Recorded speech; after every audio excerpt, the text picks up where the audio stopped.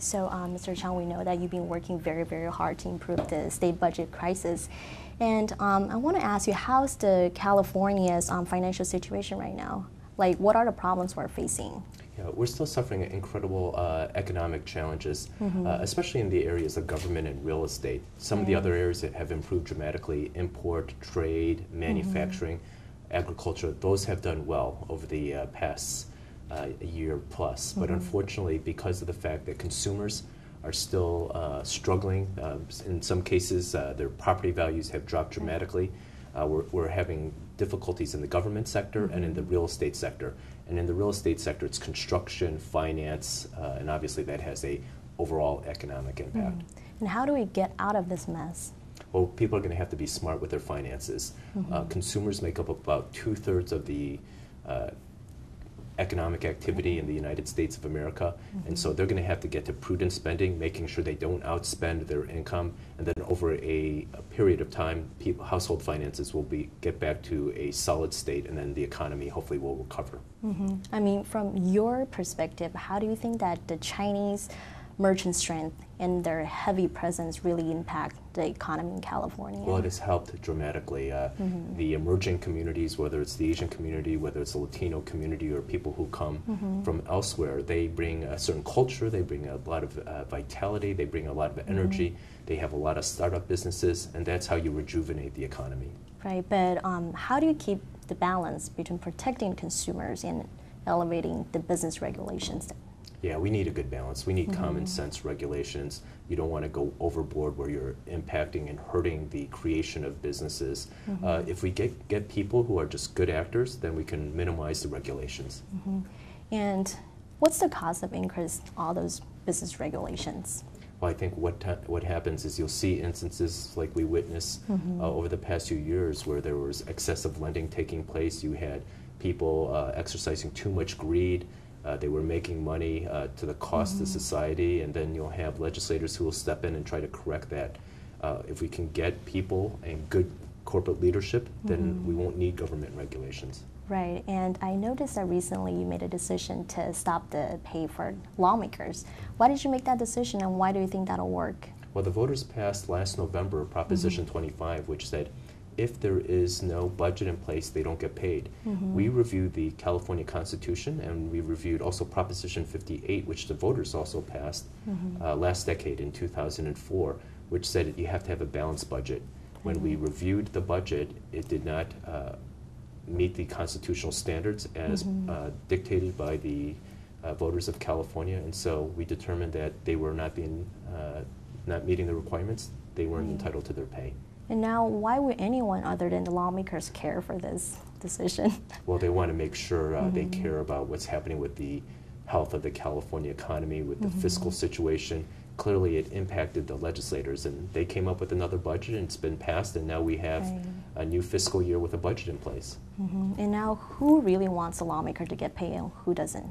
Well, there were a lot of people who were incredibly upset over the past few years. If you just remember last year, it took them 100 days extra to pass the budget. When you have no budget in place, certain people aren't getting paid. Education bills, to a certain degree, are not getting paid. The people who contract with the state, and a lot of these are small businesses, they're not getting paid, and so the people that they employ, the bills that they're trying to pay for electricity, for leasing their property, those don't get paid. So it has a very magnificent impact on the state economy, and unfortunately it's a negative impact. Well, speaking about the properties, I know you've been working on the unclaimed properties. How's the improvement on that? Yeah, we've made great progress. Thanks for asking about that. So I had a reform package that was signed into law by the previous governor, Governor Schwarzenegger, which allowed me to provide greater notice. For the last 20 years, that program was broken. And so if that program had continued, we would have sent less than 500,000 notices to people. Because we got the law changed, we sent over 5 million notices. So over the last 3 years, we've returned $1.6 billion, with a B, dollars back to the rightful owner, and over 118 million shares of stock. So we made tremendous progress in reuniting property with its rightful owner. 江俊辉在很多人眼里呢是加州亚裔官职中最高的主计长。然而，这位政坛明星的光环背后又有哪些不为人知的故事呢？广告过后，请继续关注我们的天天话题，不要离开。Right. Mr. Chiang, I know a lot of people describe you as a numbers guy or a tax lawyer. How do you really see yourself? What type of person do you think you are? I just consider myself the average person, work hard, try to do good, try to make our communities better. And I know that you were elected in 2006 and then re-elected in 2010. How's it like to be, the state chief fiscal watchdog? I mean, what are the difficulties? It's incredible challenges, especially educating people. It's such a large state, 38 million people, but it's a tremendous opportunity. And so you're thinking, we live in the wealthiest state in the wealthiest nation. We can do a lot of good, especially if we can get people working together. Unfortunately, we've seen a breakdown in our political system too often, where people are fighting over narrow interests and not fighting for the common interest, for the greater good. We have exciting opportunities. We have this incredibly diverse population. If you look at where the world's growing, whether it's Latin America or Asia, and we have a lot of people whose heritage is from one of those nations, we can really grow this state and really make an impactful difference and make many lives much, much better. Now, I know a lot of people probably wondering this.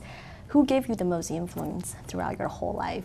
My parents. The parents came to this country in the 1950s. They worked very hard. They gave us the opportunity, and they had to make tremendous sacrifices. And so we remember the struggles, and you want to do good. You want to honor your parents. Right. And why did you run for state controller, and what are the difficulties to hold this position as an Asian politician? So I ran for state controller because I think it's a terrific position. I serve on 78 boards. One of the boards I serve on is the Board of Equalization, and that's my first elected office. So we had a lot of innovative programs to help people. We do free taxes. We have language access programs. We want to help businesses succeed, and so we provide a lot of education to make sure that they understand what their responsibilities are, and then focus in on whatever product or service they want to sell. And then so the controller's office is being the state's chief watchdog, as you said, or the state's chief fiscal officer. I want to make sure that we build a strong economy so that people who come here, do the right thing, have an opportunity to really have a standard of living and a community and a family that they want to have.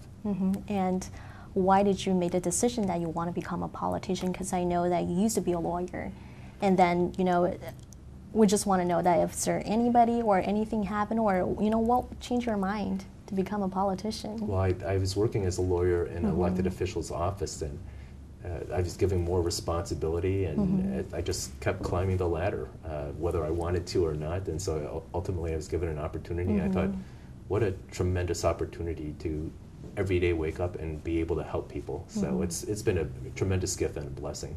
And I know that you control the state financial matters. Do you do the same at home? My wife and I share, so they're shared decisions, right? It's a family. So 4 years from now, where do you see yourself? Hopefully continuing in public service. If it continues to provide tremendous responsibilities and opportunities, I want to serve if I believe I can do well and I can do good for the people. I'm not here to just hold an office. I want to make a contribution. So if I view that my skill set matches the challenges and opportunities of California, then I'll continue to serve. Do you have any messages you would like to share with our audience? Oh, I always encourage people to dream and to work hard and to do the right thing. All right, thank you so much, Mr. Chiang. I know that you have a very busy schedule, and we really appreciate for your time, and we wish you all the good luck. Oh, thank you for your time and this opportunity. Thank you so much. My pleasure.